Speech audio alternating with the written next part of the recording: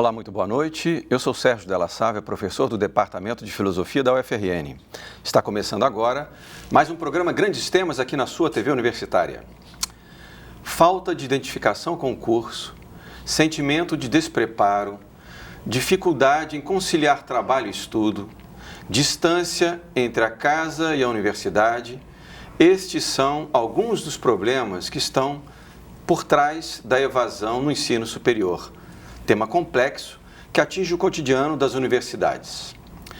Para se ter uma ideia, dados divulgados pelo Instituto Nacional de Estudos e Pesquisas Educacionais Anísio Teixeira, INEP, vinculado ao Ministério da Educação, mostram que nas universidades federais apenas 22% dos alunos que se matricularam no primeiro ano conseguiram chegar até a graduação em 2014. Uma taxa considerada muito baixa por especialistas. Para entender mais um pouco sobre o tema como lidar com a evasão no ensino superior, vamos conversar com Edmilson Lopes Júnior, pró-reitor de Assuntos Estudantis da UFRN. Késia Cristine Melo, psicóloga e coordenadora do Núcleo de Apoio ao Discente da UFRN. Yara Costa, presidente do Diretório Central dos Estudantes. E Thelma Elita da Silva, pedagoga do Núcleo Profissional de Apoio ao Discente da UFRN. Sejam todos bem-vindos e obrigado por terem aceito o nosso convite. Obrigado. E você que nos assiste em casa também pode participar do nosso programa contando a sua história ou enviando uma pergunta aos nossos convidados.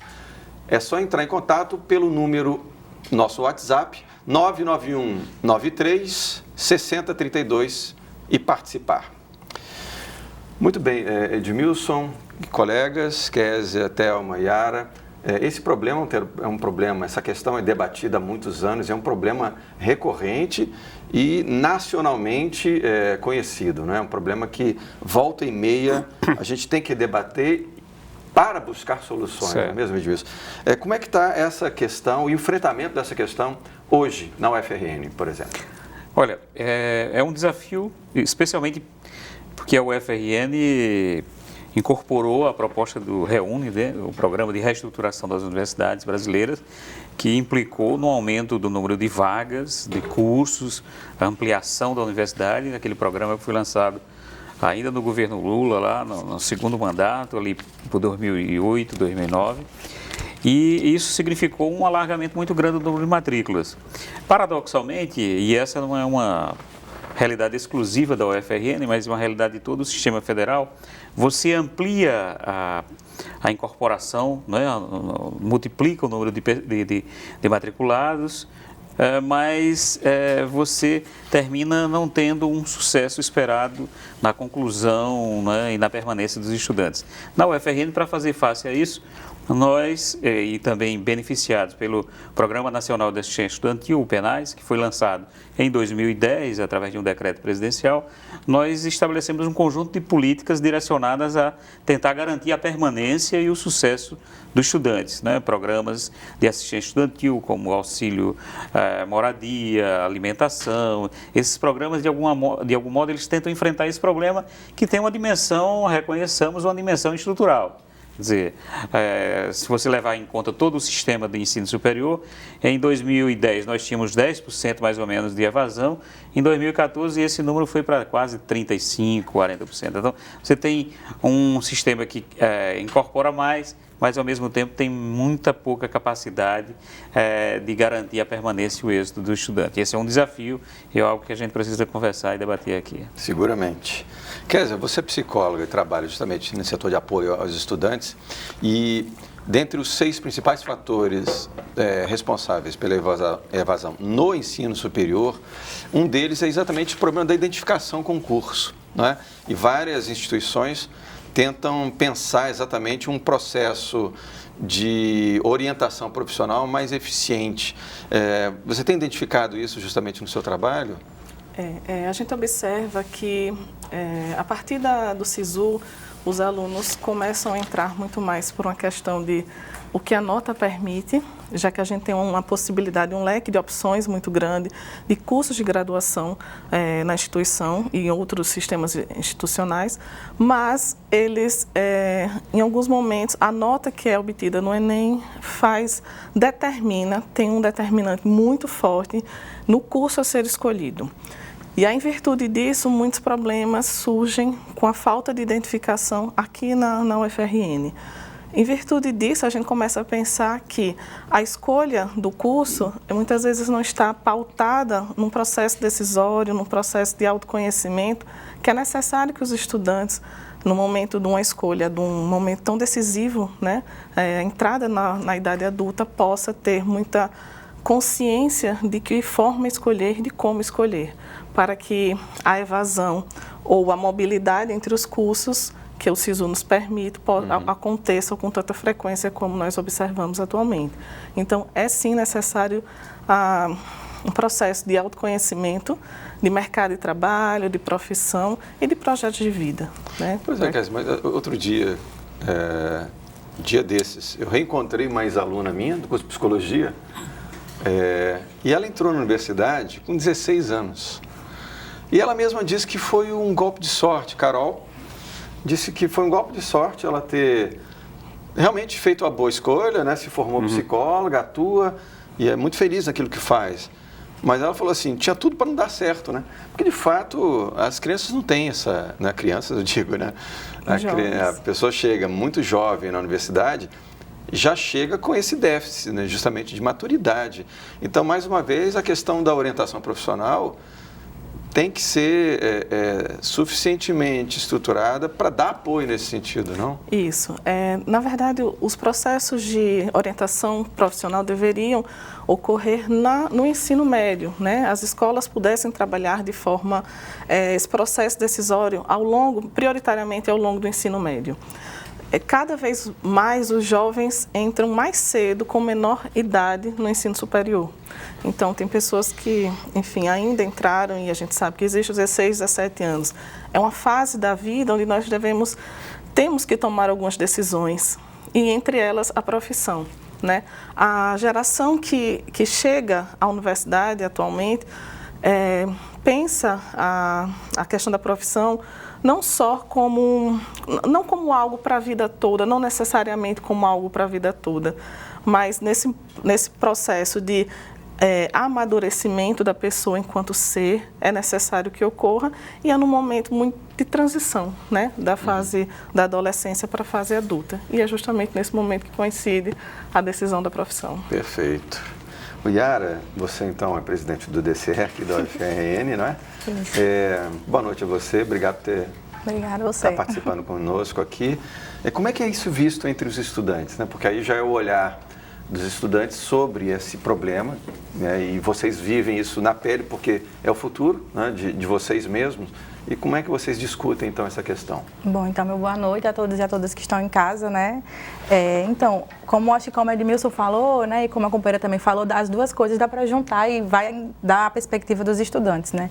É claro que a escolha, você fazer uma escolha de qual vai ser sua profissão aos 16, 17 anos de idade, né, é uma coisa muito difícil, sobretudo para aqueles que não tiveram dentro da sala de aula professores de química, de física, de português, todos aqueles professores, né? Mas, como o Edmilson falou, o REUNE, ele trouxe essa perspectiva de ampliação da universidade, né? Então, acaba que democratizar o acesso, né, para aqueles e aquelas que tiveram, historicamente, esse espaço da universidade negado é muito importante, né?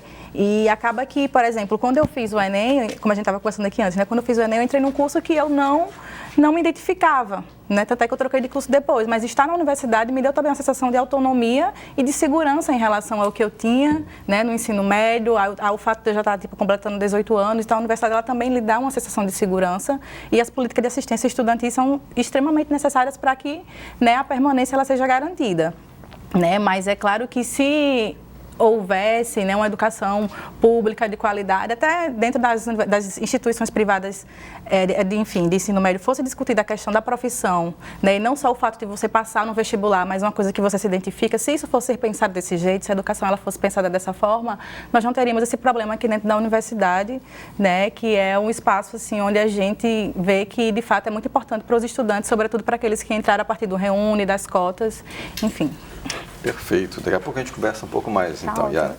Thelma, então você é pedagoga, você lida com essa questão, acho que muito, né, no seu trabalho, né? Como é que você vê, primeiramente, esse problema? Eu acho interessante a fala da Yara e a fala do professor Edmilson, né? Então, quando o professor Edmilson disse que aumentou a evasão, aí a gente vem para a dimensão do que é evasão.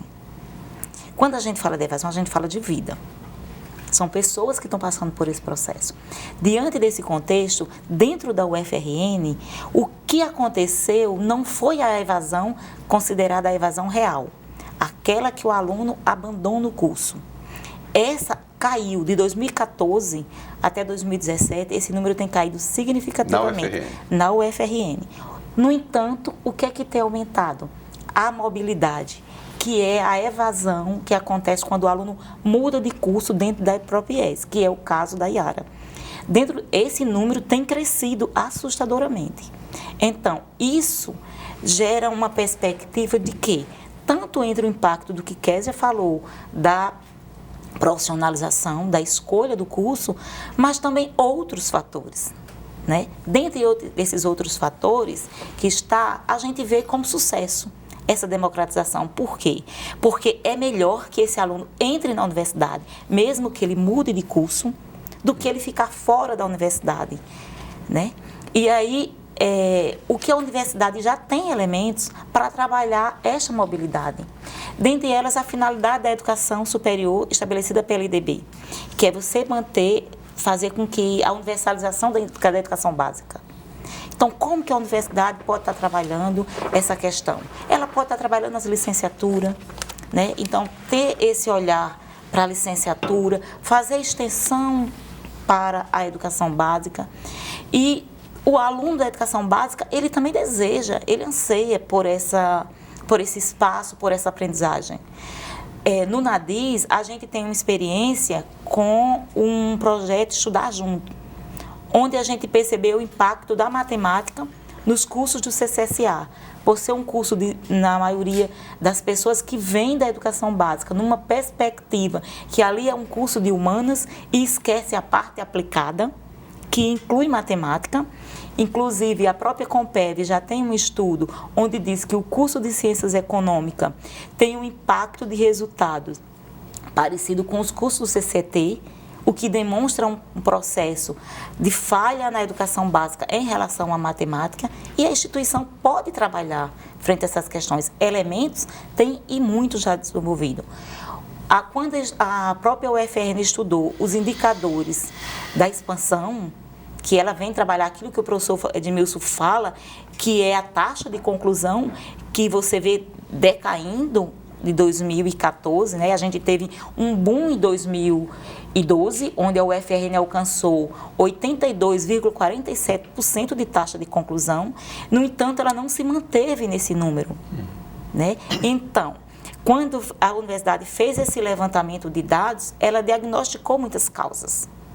Dentro dessas causas está a falta de orientação acadêmica apontada. No entanto, o processo de orientação acadêmica, ele é um processo institucionalizado desde o ano de 1975. Eu acho que tem um dado super importante que você toca, Thelma, que diz respeito ao seguinte: se você pensa do ponto de vista do sistema como um todo, que inclui as universidades públicas e privadas, você tem uma evasão medida ainda pela ausência de conclusão do curso ao qual o estudante entrou. Entretanto, no sistema federal, com o SISU, nós temos uma redefinição e que o próprio sistema ainda tem dificuldade de lidar com ela, que é, por exemplo, medir uma realidade em que o aluno sai do curso, mas não sai da universidade, como Isso. você muito bem apontou. E aí eu acho que tem um desafio para a universidade, para a gestão, para quem pensa a universidade, que é exatamente o seguinte: como garantir um sistema de creditação, por exemplo, porque, na verdade, nós, as universidades, ainda somos significativamente conservadores, quer dizer, nós ainda somos muito conservadores para lidar com uma realidade de uma juventude que é muito mais flexível, que é muito mais rápida, que toma decisões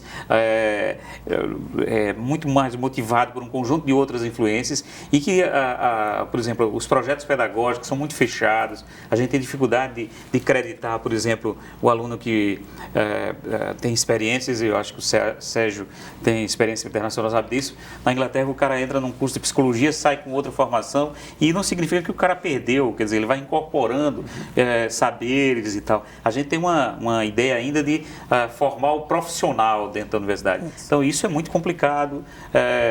Nós avançamos em alargar o sistema, mas modificar por dentro é o grande desafio da universidade brasileira, eu penso. E esse dado que você traz é significativo para a gente pensar essa realidade, né? De como o SISU significou mudanças para além daquilo que a gente pensava. Exato. E eu acho que é necessário entender que a evasão ela é um processo muito complexo, né? Quando a gente trata em evasão, como o Thelma bem falou, a gente pensa muitas vezes no abandono definitivo do curso, do ensino superior, mas essa mobilidade que o SISU permite, muitas vezes não é discutido, né? E é como houvesse uma interrupção daquele curso que ele entrou e não uma continuidade no seguinte. E aí, essas causas multifatoriais da evasão precisam ser compreendidos. Então, a evasão de uma turma é algo que precisa ser identificado, porque vai além da identificação com o curso, né? Sem dúvida. E muitas vezes a gente acaba não percebendo ou não se debruçando num trabalho desse tipo. Pois é, e é preciso se debruçar mesmo. Por quê? Porque a gente tem dois fatores. Um econômico, porque isso traz custos. Sem dúvida. E o outro, do sofrimento psíquico do aluno. Sem dúvida. Né? Então, isso tem um impacto forte. Né? E assim, já tem estudo que mostra esse sofrimento. Você imagine um jovem que entra num curso e começa a sofrer por não estar acompanhando, por não se estar identificando. A relação com a família. Então, quando a gente escuta lá no NADIS esse aluno, ele chega contando essa situação desse sofrimento, né, psíquico, e a gente se depara com situações que a gente não poderia imaginar. Que é, por exemplo, o aluno tira seu tempo para estudar em casa, mas a família que não estudou não compreende que estudar é importante. E aí entra os conflitos, que diz assim, que é mais interessante que você vá para a cozinha fazer o café do que estar ali estudando. Então, ele não tem esse incentivo. O que a gente precisa é acolher, disponibilizar espaço dentro da universidade para que esse aluno possa estar junto. Isso. Que os projetos de pesquisa e de extensão, ele não tenha um olhar apenas para fora, mas um olhar para dentro. De conquista desse aluno, de integração. Perfeito. Nós temos uma questão que vem de Natália Martins, da Zona Norte de Natal. Me formei em nutrição e, durante a graduação, tive vários amigos que desistiram do curso. A tendência do acadêmico que pensa em desistir é a de não expor suas necessidades para os outros, nem buscar orientação.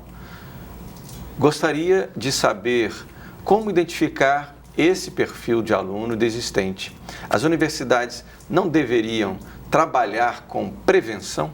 Sem dúvida. Eu acho que... Natália é o nome dela. Natália, tem toda... Em primeiro lugar, parabéns por ter persistido e concluído o curso quando outros desistiram, Natália. Em segundo lugar, sim, é um desafio da universidade. Identificar no CCSA, tanto Thelma quanto Kézia fizeram referências a um programa de acompanhamento, de monitoramento da situação. Na PROAI nós temos um programa chamado Hábitos de Estudo, que também procura lidar com uma realidade que é muito própria eu acho que não apenas da UFRN, mas de toda a Universidade Brasileira, que é a dificuldade em relação à matemática, por exemplo, ao cálculo, que é uma matéria, uma disciplina que pesa muito fortemente na retenção nos cursos do CCET, por exemplo. E aí nós temos um desafio que é lidar com, não suprir o desafio, porque isso o próprio CCET o faz a partir de disciplina de nivelamento, mas também de propor um programa de estudo, um hábito, né, e tal. Agora, sem dúvida, tem um desafio maior que nem a universidade sozinha vai conseguir enfrentar, que é o peso que a educação tem na vida social, né, nas famílias. E eu acho que foi a Thelma que fez menção ao fato de que a própria economia do espaço doméstico dificulta o envolvimento e o engajamento no processo educacional, quer dizer, e é difícil uma instituição suprir aquilo que a sociedade, quer dizer, a visão que costumeiramente a sociedade brasileira tem como um todo da educação é uma visão instrumental, quer dizer, eu vou me formar para ganhar dinheiro, meu filho vai ter, mesmo a classe média que coloca os filhos nas melhores escolas, a ideia não é que a educação tem um fim em si mesmo, a educação tem um objetivo que é garantir a ascensão e a mobilidade social. Quer dizer, numa sociedade como essa, é muito difícil você incorporar, por exemplo, o projeto da educação como crescimento espiritual, como crescimento do indivíduo, como formador do cidadão. Quer dizer, nós precisaríamos dar esse passo adiante. E, obviamente, que mesmo é difícil para essa sociedade, é tanto que todo mundo só legitima a educação, nós vamos formar mais, nós vamos ter mais gente para o mercado de trabalho. Quer dizer, tem uma outra dimensão do processo educativo, do crescimento, o que a Yara falou aqui agora, quer dizer, estar na universidade, significa também uma outra dimensão, e eu acho que o movimento estudantil é exemplar nesse sentido, quer dizer, de crescimento da cidadania, que eu acho que a gente precisa resgatar fortemente, porque do contrário a gente vai ter uma visão muito limitada da vida educacional. Porque quando o aluno, né, em curso, ele assimila a sua identidade social, não é? Seu status social como estudante, porque é assim que a sociedade finalmente enxerga, né? É um profissional em formação. Não ter isso, o reconhecimento disso em casa, deve ser um drama pessoal terrível, porque isso se soma, isso acrescenta aí um peso e pode desencadear mesmo uma falta de identidade mesmo, né? Assim, porque nem os meus próximos reconhecem essa minha identidade, ou essa identidade que eu estou buscando, né? E eu acho que respondendo ainda a aluna, Natália. Eu acho que a universidade, no momento que abre a... Ex-aluna, que é formada, sim, né? É formada em nutrição. Né? Eu acho que no momento que a universidade abre os seus espaços para a escuta, para entender a causa desse aluno, o sofrimento, as necessidades dele, a gente começa a perceber as possibilidades de atuação.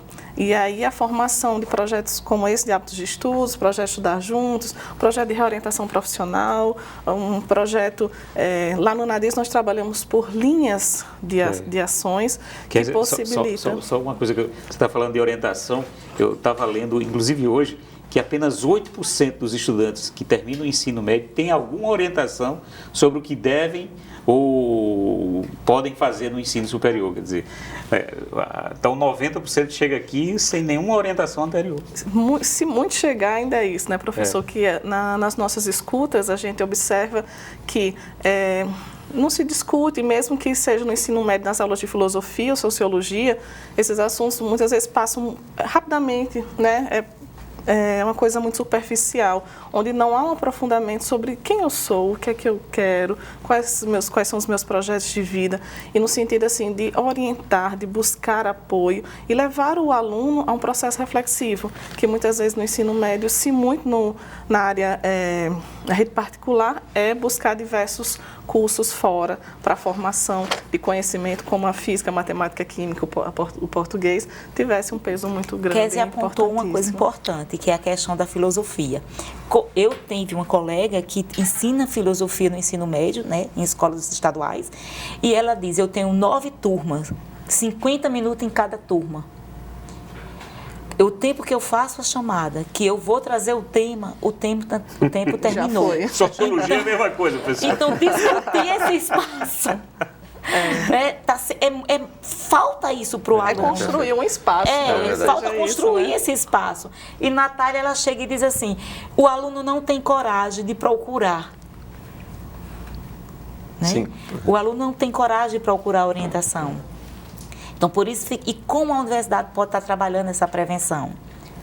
Uma coisa que a universidade criou em 2013, com o regulamento da graduação, foi o regime de observação do desempenho acadêmico. que é isso? O aluno que já está no segundo insucesso, ele já vai no histórico dele, constando essa informação. Então, se houver um processo de orientação acadêmica, onde de fato se acompanha esse aluno, tem como o curso intervir no processo. Ora, se quer estar com 2 reprovações em determinada disciplina, vamos chegar junto. Perfeito. Então, existe um elemento estrutural que já dá essa condição. O que está faltando? Fazer esse acompanhamento de perto, realmente, ter espaço de chamar esse aluno, de conversar com ele, de perceber e entender que o processo pedagógico se dá no processo. Perfeito. Thelma, a gente vai fazer um pequeno intervalo, daqui a pouco nós voltamos para continuar discutindo o problema da evasão no ensino superior. Até daqui a pouco. Daqui a pouco.